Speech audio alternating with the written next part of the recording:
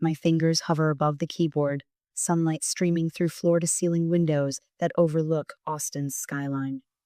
The contract draft on my screen worth 6 figures waits for my final revisions. I've built this life word by word, client by client, far from the ruins of what I once called family. My phone buzzes against the glass desk. Mom's name flashes on the screen for the first time in 12 years.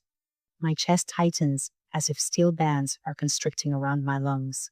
The familiar anxiety, never quite extinguished, flares to life.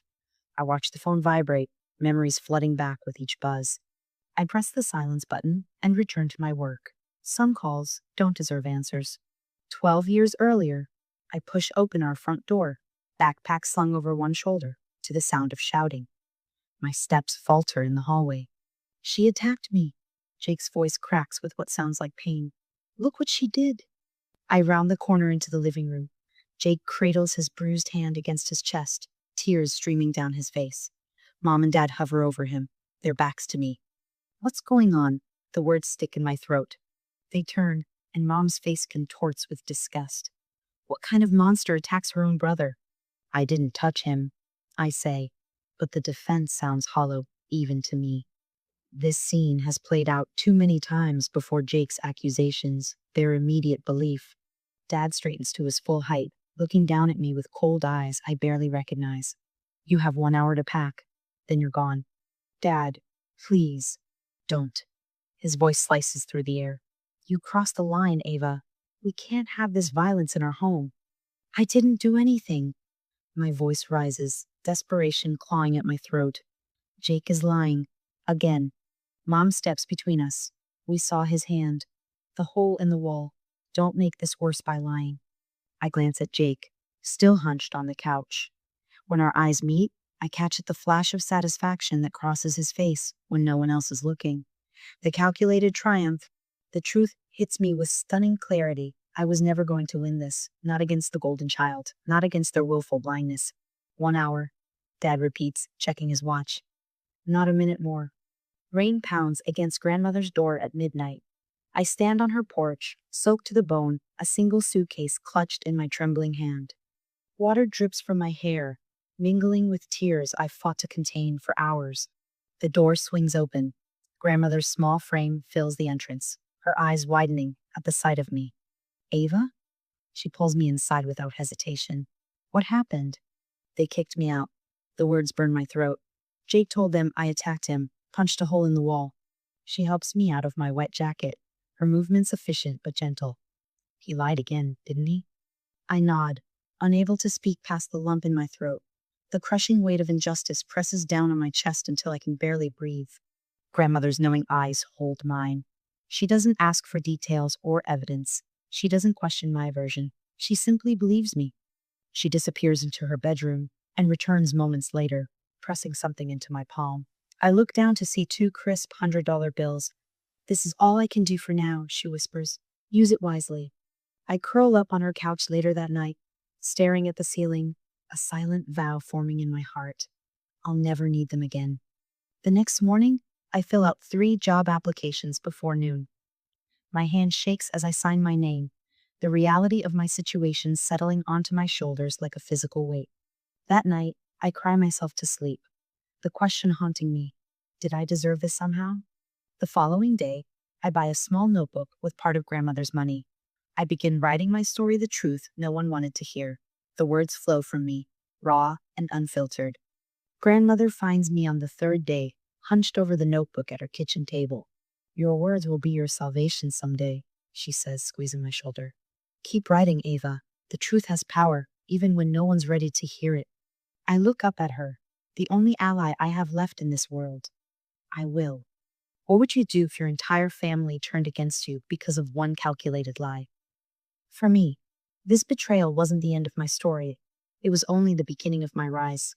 But when those who abandoned me come crawling back, how far would you go to make them face the truth? My eyelids feel like sandpaper as I shuffle through the diner's back door at midnight. The smell of grease and coffee clings to my hair, a badge of my 8-hour shift. 2 textbooks and a crumpled scholarship application wait in my backpack, silent judges of the study time I'm about to lose to sleep. See you tomorrow, Ava. Marco, the night cook, waves as I punch out. I manage a nod, already calculating the 5 hours until my alarm will drag me to my morning retail job. My uniform shirt, the second of three, I'll wear toe-to-digs into my armpits, still damp with sweat from rushing between tables. The bus ride home is a blur of streetlights and half-formed dreams.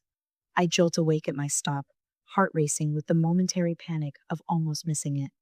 Grandmother's house is dark, except for the porch light she always leaves burning for me.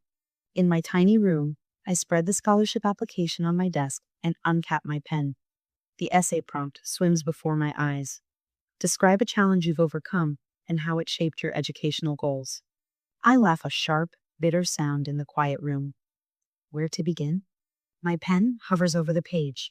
This is attempt 17. The previous 16 versions lie in a folder beside me, each one too angry, too desperate, or too revealing. I need this money, but I need my dignity more. I write until the numbers on my alarm clock blur. When my head finally drops onto my textbook, the pen still clutched in my hand, I dream of blank walls without accusers. The rejection letter sits on my desk, its crisp edges mocking my frayed nerves. While your application showed promise, I don't read the rest. Instead, I reach for 5 more applications I printed at the library yesterday. Each one represents another chance, another door that might open. I place my hand on my collarbone, breathing deeply before beginning again. The custodial job at the community center pays less than the diner, but lets me work after classes. I push mops across floors while other students attend parties. I memorize marketing theories while scrubbing toilets, reciting definitions under my breath like prayers. You're the hardest worker I've ever seen, my supervisor tells me, signing my overtime sheet without question. What he doesn't understand is that hard work isn't a choice for me, it's survival. College orientation buzzes with excited chatter and parental advice. I stand alone, clutching my campus map, watching families take photos and share proud embraces. My stomach knots when a father adjusts his daughter's hair before snapping a picture. First generation? A girl with bright blue hair appears beside me, her smile kind. I nod, not correcting her assumption. It's simpler than explaining that my family exists, but chose not to be here. Me too, she extends her hand. I'm Tara. Want to tackle registration together? That afternoon, I scanned the course catalog for practical classes business writing.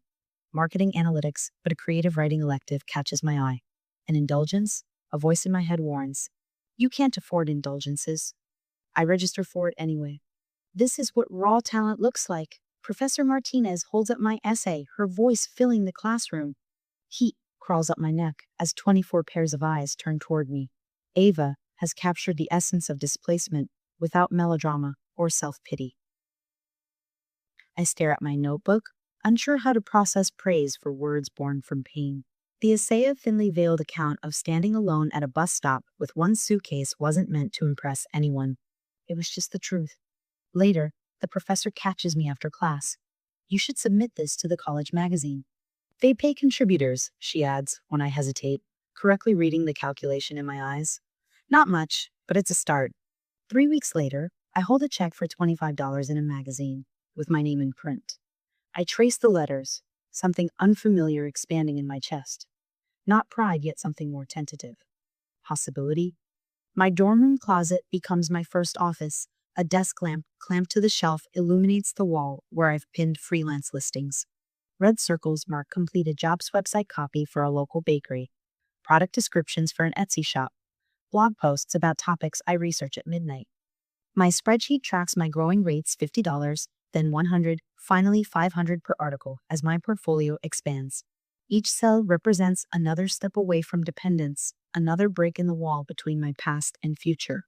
The day I calculate that my writing income exceeds my weekend job's paycheck, I allow myself a single celebratory coffee before returning to work. Freedom has a price, and I'm still paying installments. On graduation day, I scan the audience out of habit, though I know what I'll find.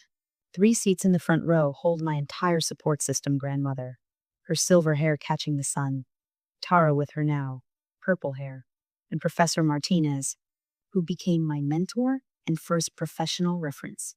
No parents, no Jake. The absence should hurt, but instead, it clarifies. I built this without them. I will build everything else the same way. That night, checking my email at grandmother's kitchen table, I find a message from a tech startup. Your portfolio impressed us. Can you handle 10 articles a month? The guaranteed $3,000 monthly income feels like solid ground beneath my feet after years of shifting sand. 3 months later, I sign a lease on my own apartment, small but mine, with a desk position to catch the morning light. This course costs more than your rent, grandmother points out when I show her the brand strategy workshop registration. It's an investment. I place my hand on my collarbone, a gesture she recognizes. She studies my face, then nods. Your words are your capital. Invest wisely. The course connects me to clients beyond content writing, brands needing coherent marketing strategies, companies seeking distinctive voices. I send 50 cold emails to companies I admire. 5 respond. One becomes my first corporate client, offering a $5,000 contract that I reviewed 3 times before believing the number. The first year, at clear 6 figures, I celebrate alone in my apartment with a bottle of champagne I've been saving. I pour a glass and stand at my window, watching Austin's lights flicker on as evening falls. Each one represents another person, another story. Mine is just beginning. My name glows on the last page of the contract, black ink against crisp white paper, binding me to a household name in tech. I trace my finger over the zeros in the payments section. $25,000 for a 3-month campaign. More money than I made my entire first year after being kicked out. We'll need your signature on page 12 as well, Miss Mitchell. The company's legal representative slides another document across the glass conference table. His Rolex catches the light as he moves. I sign without hesitation. My hand doesn't shake anymore when faced with opportunities that once would have overwhelmed me. Excellent. The marketing director, Elise, clasps her hands together. And you've prepared the content strategy presentation? I nod, connecting my laptop to the projector. The boardroom falls silent as executives in tailored suits lean forward. My heart pounds as the first slide appears, but my voice remains steady. This is my territory now. 20 minutes later, after detailing conversion metrics and engagement strategies, I click to my final slide. Elise stands before I can conclude. The content strategy is exceptional, she says, but we'd like to propose an addition. I tense, bracing for criticism. We want you to be the face of this campaign, not just the writer. The room tilts slightly. I don't understand. Your journey is compelling self-made success, authenticity in a world of corporate speak. Elise gestures as if framing me for a photograph. Our audience responds to real stories. Yours is perfect. I leave the meeting with my mind spinning. My words have always been my shield, safely distanced from my identity. Now they want me actual me front and center. We need authentic voices like yours, says the email invitation to speak at the West Coast Tech Conference. My cursor hovers over the delete button, but I click accept instead. 3 weeks later, I stand backstage, counting breaths. Inhale for 4 seconds, hold for 7, exhale for 8. The technique keeps my anxiety at bay as the previous speaker wraps up. Next up, discussing brand authenticity in the digital age, please welcome Ava Mitchell. The spotlights blind me as I walk onto the stage. 500 faces stare back, industry leaders, innovators, and influencers. My prepared notes suddenly seem inadequate. I set them aside. My journey to this stage began the night I was kicked out of my home at 17. I say, my voice softer than intended. The audience leans forward collectively, straining to hear. A calculated lie destroyed my family relationships, but it also forced me to find my voice. The words flow after that. I speak about resilience, about riding my way out of poverty, about building a business from nothing. The audience nods, some wiping away tears. Authenticity isn't something you can fake, I conclude. It's what remains when everything else is stripped away. The applause thunders through the convention center. What I don't realize as I bow slightly and exit the stage is that conference cameras have broadcast my speech to millions online. Authenticity, it turns out, is also marketable. My phone won't stop buzzing. Notifications flood the screen as I try to order coffee, the next morning meals, from industry leaders seeking collaboration, messages from social media platforms about verification requests, texts from former clients congratulating me. Your usual? Asked the barista.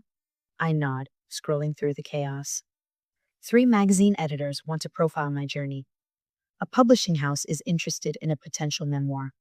A television producer asks if I'd consider a guest spot on their entrepreneurship show. Then I see Ito text message that stops me cold. Ava, we need to talk. It's been too long, darling mom. 12 years of silence, and now she needs to talk. The timing is hardly coincidental. I pocket my phone without responding and take my coffee to a corner table, needing to process this unexpected blast from the past. By evening, I've made a decision. I text back with a time and place at a coffee shop downtown, neutral territory. Better to face this head on than wonder what they want. The coffee shop door chimes as they enter. They look older, dad's hair now completely gray, mom's face lined in ways I don't remember. But their demeanor remains unchanged, that particular blend of entitlement and judgment that defined my childhood. I remain seated as they approach, forcing them to come to me. Ava. Mom's eyes well with tears that I suspect are practiced. We've missed you so much, darling. Dad settles into the chair across from me, his expression solemn. You look well. Success suits you. Thank you, I reply, keeping my voice neutral.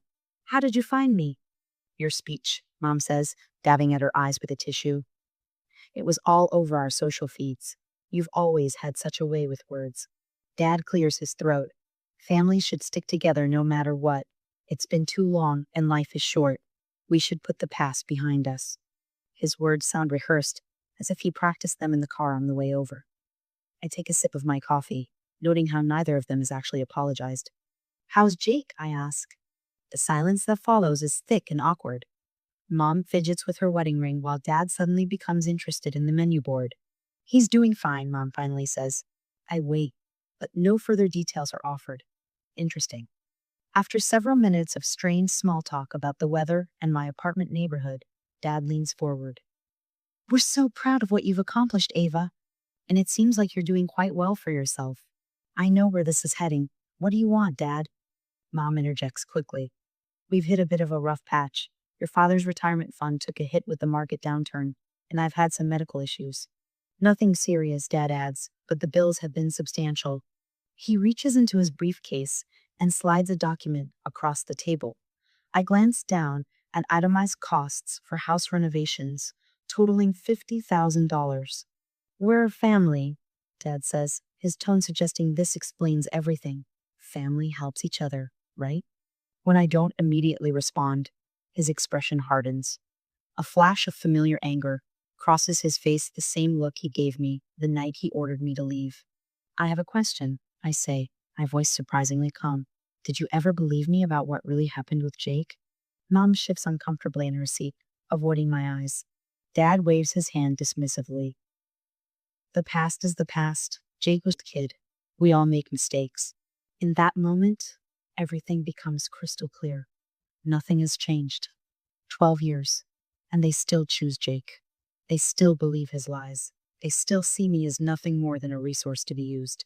I stand up, gathering my things. I have one condition. I'll help you under one condition. My voice remains steady as I deliver these words, despite the hurricane of emotions swirling inside my chest. The afternoon sun filters through the cafe windows, casting my parents in a harsh light that reveals every line etched into their faces by time and choices. Name it, my father says, relief washing over his features. He reaches for his wallet, as if preparing to write down payment terms. I fold my hands on the table. I want a family gathering. Everyone, grandparents, aunts, uncles, cousins, everyone. My mother's smile flickers, uncertainty creeping in. A reunion? After all this time? Not a reunion. I meet her eyes. A confession. The word hangs between us like a dropped bomb. My father's hand freezes mid-reach. I want you both to admit what really happened. Tell everyone how you chose to believe Jake without evidence. And Jake, I take a deliberate breath, needs to confess that he lied about me attacking him. My mother's face drains of color. My father's knuckles whiten as he grips the edge of the table. You can't be serious. His laugh is incredulous, brittlest than ice. Completely serious. My mother leans forward, her voice dropping to an urgent whisper. We can't humiliate Jake like that. His reputation. What about my reputation? The question slices through her plea. The one he destroyed? The one you helped him destroy? Their silence confirms what I've always known. My father attempts to negotiate. We could say it was a misunderstanding, that we all misinterpreted. The truth or nothing, I interrupt. Your choice. They exchange glances loaded with 12 years of protected lies. My father nods almost imperceptibly, and they both stand. We need to discuss this. I watch through the window as they huddle outside the cafe, heads bent together in furious whispers. My father gestures sharply. My mother dabs at her eyes. The familiar choreography of their joint manipulation. When my mother returns alone, fresh tears streak her makeup. Jake has a good job now. This would ruin him. He lives with you still, doesn't he? I ask, though I already know the answer from their financial documents. She nods, eyes avoiding mine. He's saving for his own place.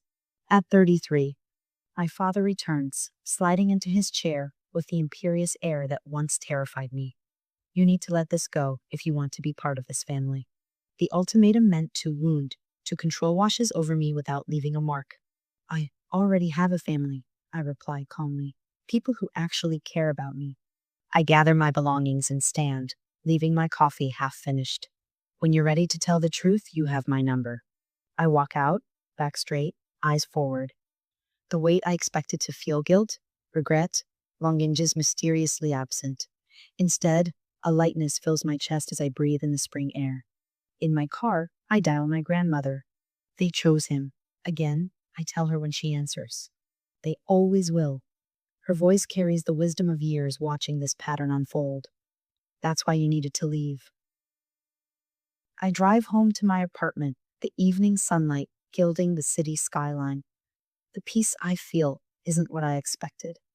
For years, I imagined confronting them would reopen old wounds. Instead, it's confirmed that the distance between us is necessarily a protective boundary rather than a punishment. At midnight, my phone lights up with a text. Jake. Still playing the victim? Pathetic. I watch the ellipsis bubble as he types more. Don't think you can turn the family against me. They'll never believe you over me. The final text contains a photo. Jake with our parents, arms slung around each other's shoulders, smiling widely. Taken today, after our meeting. A visual reminder of their allegiance. But what Jake doesn't realize is that he's just made a critical mistake. In trying to hurt me, he's given me exactly what I need. His next text confirms it. Everyone knows you're lying about what happened. I never touched that wall. You're the one who went crazy. I screenshot everything immediately, my fingers working with methodical precision. Each message, each damning word saved. Evidence secured. Jake has finally admitted to the lie in writing, not directly, but clear enough for what I need. The mistake he doesn't realize he's made sends a rush of vindication through my veins. The next morning, I arrange the screenshots in chronological order, creating a document that tells a story 12 years in the making. I forward everything to Melissa, a lawyer I've befriended through networking events. Can we meet? Today, if possible. 3 hours later, we sit across from each other at a quiet corner table in a downtown café, the one where I confronted my parents. That place feels tainted now. Do I have grounds for defamation? I ask, sliding my phone across the table. Melissa scrolls through the screenshots, her professional demeanor briefly cracking as she reads Jake's words. This is remarkably explicit. She looks up, lawyer mode fully engaged. Potentially actionable. The statute of limitations is tricky since the original incident happened when you were minors, but these new messages restart the clock. The photo with your parents after the meeting adds context that strengthens your case. Her fingers tap thoughtfully against the tabletop. We could file suit, claim emotional distress, demand financial compensation for reputational damage. She studies my face. Is that what you want, though? Legal action? I consider her question as I stir my latte, watching the swirls of cream dissolve into the coffee. The path before me branches in two directions. Pursue them legally, drag everything into public record, force them to defend their lies under oath, or find another way. I don't want their money, I finally say, the realization crystallizing as I speak it aloud. I want the truth exposed. I want them to face what they did not in a courtroom, but in the court of our family, our community. Truth over compensation, Melissa nods. That's actually rare in my line of work. Truth is the only currency they've never offered, I say. It's the one thing they can't buy their way out of. She slides the phone back across the table. Then you have options beyond litigation. A carefully crafted email to family members with these screenshots attached. A request for statements from those who witnessed Jake's pattern of behavior. Documentation from your grandmother about what she observed. As she speaks, a strategy forms in my mind, clear, precise, and devastating in its simplicity. This isn't about revenge, I say, the conviction in my voice surprising even me. This is about finally being heard, about making sure no one else gets treated the way I was. Just remember, Melissa warns, even justified actions have consequences. Are you prepared for the fallout? I think about the 12 years I've lived without them, the strength I've built, the life I've created. They already took everything they could from me. All that's left is the truth, and that was never theirs to keep. I look down at Jake's messages again. 12 years of lies condensed into careless confessions. The ammunition is now in my hands, not for destruction, but for liberation. The question is no longer what will I do with it, but when. Evidence spreads across my desk like a battlefield map. Old diary pages yellowed and worn bear witness to Jake's patterns in my careful teenage handwriting. Screenshots of texts glow on my tablet screen, his words illuminated in digital permanence. A voice recording sits ready on my phone. Grandmother's steady voice recounting what she saw the day Jake claimed I attacked him. And finally, the photos I'd forgotten. I had snapshots of an undamaged wall taken hours after Jake claimed I punched through it. 12 years of silence ends tonight. My fingers hover over the keyboard, not unlike they did when Mom's call interrupted my workday last week. But this time, I'm not the one being interrupted. I'm the one taking control. The email is already drafted, waiting. I read it over one more time. To my extended family. I haven't shared my side of the story until now. Here's why I disappeared 12 years ago. I'm not seeking money or sympathy. I don't ask for your judgment. I only want the truth known. Attached, you'll find documentation that speaks for itself. Ava, simple, factual, devoid of accusations or emotional pleas. Just the truth organized chronologically in a neat PDF attachment. I click send before I can reconsider. The whoosh of the outgoing message sounds like freedom. Within an hour, my inbox starts to fill. I always suspected something wasn't right. Aunt Sarah's message arrives first, her words confirming what I'd sometimes wondered had others seen through Jake's act. Uncle Mark's message hits harder. Jake tried to blame our son for stealing money last Christmas. We didn't believe him, but we never connected the dots to what happened with you. The most painful response comes from Cousin Rachel. He told everyone you had mental problems. I'm so sorry we believed him. I should have reached out sooner. My phone starts ringing, names I haven't seen in years flashing on the screen. I let most go to voicemail, needing time to process this flood of long overdue support. When my phone vibrates with Jake's name, my chest tightens. I answer on speaker, setting it on my desk while I continue organizing responses. What the hell do you think you're doing? His voice sounds different, pitched higher, with a tremor I've never heard before. Sharing my side of the story, I reply, surprised by the steadiness in my voice. You can't do this. People are calling me, asking questions. That must be uncomfortable for you. His breathing turns ragged. It was just teenage stuff. Why are you doing this now? It was 12 years ago. I say nothing, letting the silence stretch between us. Fine, I hit the wall myself, but you weren't innocent, he suddenly blurts, then immediately curses under his breath. I end the call and save the recording. My phone continues buzzing with notifications. A group text from my parents to relatives appears. Ava is manipulating everyone for money. She approached us recently asking for help with her failing business. A bold lie. Evidence of more manipulation. Within minutes, family members flood the thread with screenshots of my success, links to my speaking engagements, and copies of my evidence. Mom's tearful voicemail comes next. Why are you destroying this family after everything we've done for you? I deleted halfway through. Dad's email arrives with clinical precision. We'll never forgive you for this public humiliation. Some things should remain private, Ava. When I call grandmother to update her, she sighs deeply. They're afraid of losing face with the country club crowd. Your parents care more about appearances than truth. Always have. I know, I say, surprised by the absence of pain in my chest. I'm meeting with my attorney tomorrow. The meeting with my attorney is brief and productive. She drafts a cease and desist letter while I watch, her fingers flying across the keyboard with practiced efficiency. Any further contact or defamatory statements will result in legal action, she reads back to me. We'll deliver copies to your parents' home and Jake's workplace. Is this excessive? I ask, watching her print the documents. She looks up, her expression serious. Boundaries require enforcement, Ava, especially with people who've shown they don't respect them. 3 days later, silence descends a different kind than the 12-year absence that preceded this confrontation. This silence feels lighter, cleaner. The absence of toxic voices creates space for others. When Aunt Julia's email arrives with a Thanksgiving invitation, I read it twice to make sure I understand. We should have reached out years ago. We were wrong. The family would love to have you join us, your parents, and Jake won't be there. It's time we got to know the real you. I accept without hesitation. Standing in Julia's dining room 2 weeks later, surrounded by relatives who now know the truth, I feel a strange new sensation belonging without fear.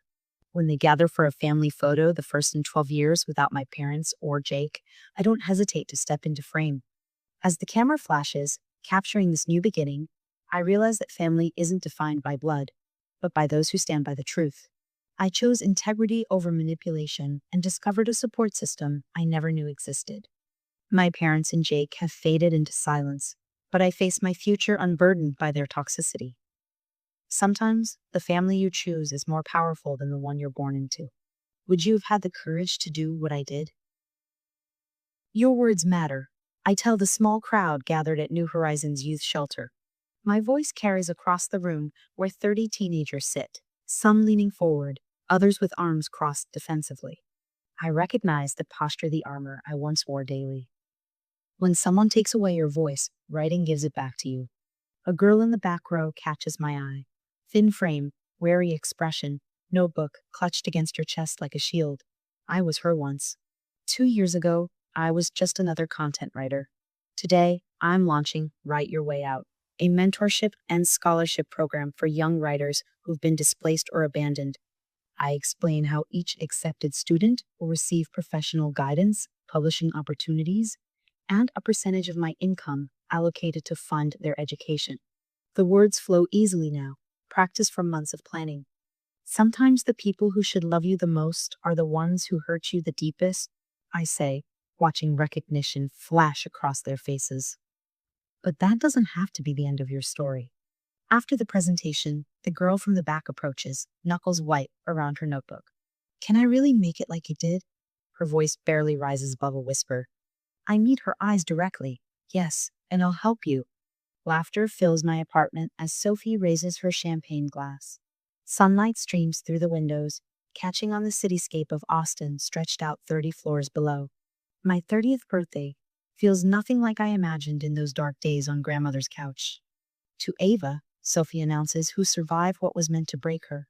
12 people surround my dining table, friends who appeared in my life when I needed them most.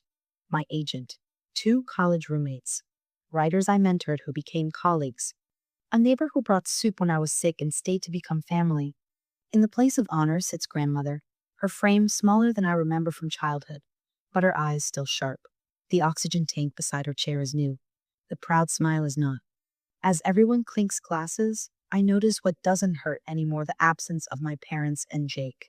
That space has filled with something better. I never dreamed you'd build all this, grandmother says later, her hand trembling slightly as she gestures around the room. I squeeze her fingers gently. You gave me the foundation. The letter arrives on cream stationery, postmarked from London. Dear Ava, I've just returned after 5 years abroad. My son James showed me everything, your emails, the evidence, all of it. I should have contacted you sooner. I suspected Jake's nature for years. The way your parents enabled him, they couldn't face the truth. It was too painful to admit they'd created the monster themselves. If you're willing, I'd like to meet when I visit Austin next month. Your aunt? Eleanor. I fold the letter carefully, sliding it back into its envelope. The rage that once would have ignited at any mention of my family has cooled to something resembling understanding. Not forgiveness. I don't owe them that, but recognition of the broken systems that created all of us. I don't need their acknowledgement anymore.